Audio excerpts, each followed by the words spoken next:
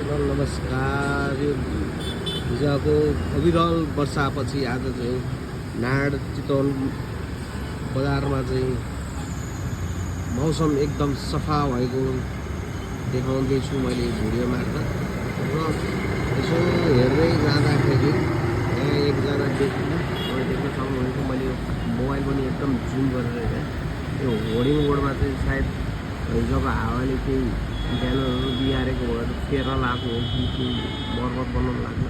र उहाँले चाहिँ बिना सेफ्टी चाहिँ उहाँ आफ्नो काममा चाहिँ तीव्रता दिइराख्नु भएको छ। र हामीलाई चाहिँ यताबाट देख्दाखेरि चाहिँ डर महसुस भयो।